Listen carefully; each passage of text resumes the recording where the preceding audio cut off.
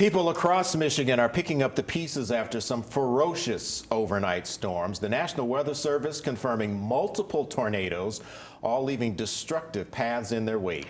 Also, there are several areas dealing with flooding after last night's heavy rain.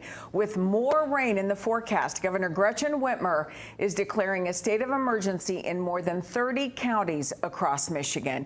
Good evening, everyone. Thank you for joining us. I'm Stella Daskalakis. I'm Mike Woolfolk. That scary night became a very difficult day for many, and we are not in the clear just yet. More storms, potentially strong, could come through again tonight. Chief Meteorologist Eric Estreva has been very busy the past few days. He joins us in the Storm Ready Weather Center. Eric, do you have any more information on those confirmed tornadoes? Yeah, so guys, there were two that were confirmed in Saginaw County, one in Gratiot County. There were multiple different storms with several areas of rotation that were moving through late last night into early this morning. That first tornado that we brought to your attention closer to about 11 p.m. last night that was moving into Gratiot County. That was around Perrington. It was an EF1 tornado with max winds of 110 miles per hour. Then those tornadoes started to jump into Saginaw County. An Albee Township tornado, EF1, was confirmed with 105 mile per hour winds, slightly weakening, but still causing significant damage out towards Bridgeport in EF0 with 80 mile per hour winds. There was also damage in Shiawassee and Genesee County, but that is still yet to be confirmed whether that was straight line winds or a tornado. Right now, everything is quiet outside of a few rain showers stretching from the Saginaw Bay down through I-69. Temperatures still warm in the 60s to lower 70s. We're seeing quite a bit of cloud cover as we are just to the north of that more significant wave of severe weather that happened in Indiana, southern Michigan, Ohio. There's more storms out to our west that will likely move in later on tonight, but that's primarily after midnight, so we'll keep a very close eye on if any of those storms could turn strong as well. Thank you for the update, Eric. Damage from the overnight storms is extensive across the region, and it goes beyond the typical down power lines and trees. We have seen silos and barns blown over. Roofs have been blown off buildings. Our team coverage continues now with Deshaun Johnson and Kyle Macon. Deshaun is live for us in Shiawassee County. We'll hear from him in just a moment. But we're going to begin with Kyle Macon. He is in Saginaw County tonight. Specifically, Kyle, you're in St. Charles. What are you finding there?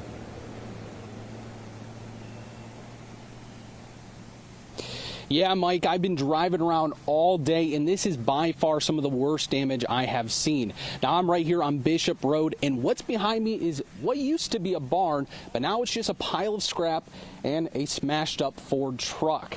Now, I met a woman in the area who grew up around here, and she tells me they've had storms in the past, but nothing like this. It's like everybody lost a barn or a shed or a house. Yeah, it's crazy. Angie Kulhanek grew up on Prairie Farms where her grandparents owned it. She doesn't live there now, but woke up to a call about her childhood home being a complete mess. We had a nice enclosed 3-season room in the back, and my brother said last night the alarms went off on the phone. They got in the basement, and it just literally took the whole 3-season room and just destroyed it, and part of the roof in the back. Took it right off the foundation. Power lines are snapped by the house, trees are in the front yard, and what was once a building is now a scrap pile. Our barn was picked up and dropped right in front of the workshop. Debris is scattered across the farm fields in every direction near Bishop Road. Angie says her family lives nearby, and for them, the damage was even worse. The house is destroyed. My cousin's baby and wife got trapped under some debris, as I understand, last night, but they're okay. Now, she is helping her brother clean up and hopefully salvage some sentimental items that bring back memories of her grandma. I'm amazed. It's pretty good. Her wrought iron patio furniture that I always adored and is pretty good. I'm still looking for one cushion. And while she hasn't found that cushion, she did find something unexpected in the debris. It's a painting that her uncle gave her. All things considered, Angie feels blessed. Thank God there wasn't any fatalities. So this is just stuff, right? It all can be replaced. We have insurance. That's why you have good insurance, hopefully.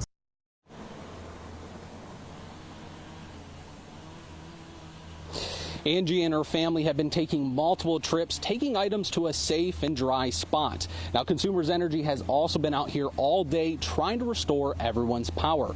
I'm Kyle Macon in Saginaw County, and the situation is very similar in other areas. We're going to continue our coverage, heading it over to Deshaun Johnson, who is live in Shiawassee County. Deshaun, what did you find out there? Kyle, I am in Bancroft, where, as you said, people are dealing with a lot of similar damage. We've seen some flooding and some downed trees in the neighborhood, but the worst of the damage is what you can see behind me. This giant silo that was used to store dry corn was taken down during last night's storm. I spoke with property owners about how this all happened. Well, I was standing in the back of my garage and watching it come across, and either the sirens or the announcement in the phone had gone off, and I could see something coming across. It didn't really look like a tornado, but yet it did. Edward Braid owns Braid Farms, a dairy farm in Bancroft. He says he was watching the storm as it first started. But as soon as it got closer, the trees were swirling and the grass was swirling, and then we had about 15 seconds of really hard hail. That was over with, and then there was dead silence, and then that thing came through. That thing was a confirmed tornado that ripped through this area, damaging not only Braid's dairy farm, but also his home. The worst of the damage, a nearly 30-foot silo torn down. I didn't hear any of this happening up here because it was so noisy. Braid lives just across the street from his farm, and he says he didn't notice the damage until this morning. I knew there had to be problems somewhere when that came through, so we came up here and started looking around, and of course you can only see about half the damage at midnight when it happened. When you first were able to fully see the silo fully on the ground, what was kind of running through your head? That's going to be a mess to clean up. Braid and his family have been working to clean up the damage since early this morning. And while he has a lot of work in front of him, Braid is keeping a positive attitude. It could take time to get back to normal, you know, a few days, whatever, so just got to plug away at it. Speaking of Braid's positive attitude, he also tells me that the silo was actually empty when it fell over, and that's because it was due to be replaced. He says that Mother Nature helped him get the process going. It was just at an inopportune time. Live in Bancroft, Deshaun Johnson, Mid-Michigan Now. Thanks, Deshaun and Kyle, for your reports. Across the state, Mid-Michiganders are not the only ones picking up the pieces after the strong storms. West Michigan also is dealing with the aftermath. Montcalm County was hit by an EF1 tornado. A dairy farm in Fenwick has extensive damage. The owner lost her barns and equipment. At one point, hundreds of cows were on the loose, but neighbors helped gather them. In northern Michigan tonight, water levels continue to rise at the Sheboygan Lock and Dam.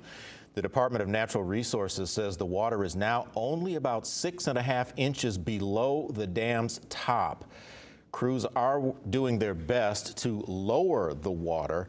The set stage happens when the water reaches 6 inches below the top. That's when people should get ready to leave. Go means the water is just 1 inch below the top and people need to get out. Now, if you're in an area with storm damage, you have storm damage, Michigan State Police wants to hear from you.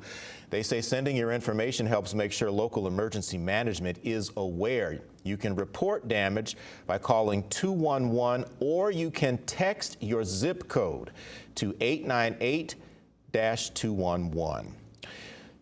Webster Road in Vienna Township is closed tonight between Lake and Farrand Roads because a sinkhole is forming there. The Genesee County Road Commission says buses and emergency service vehicles can still pass through. If you normally drive through that area, you need to find another route. And thousands of Michiganders are without power right now. The Consumers Energy's outage map shows more than 27,000 customers are in the dark. You can see it right there. Many of the outages are in central and southwest Michigan. DTE customers also are dealing with outages. The utilities outage map shows more than 8,000 people without power, mostly in Washtenaw and Wayne counties. Scan the QR code to stay connected with Mid-Michigan Now on all of our platforms. Download or sign up for our apps and newsletters, and follow us on social media.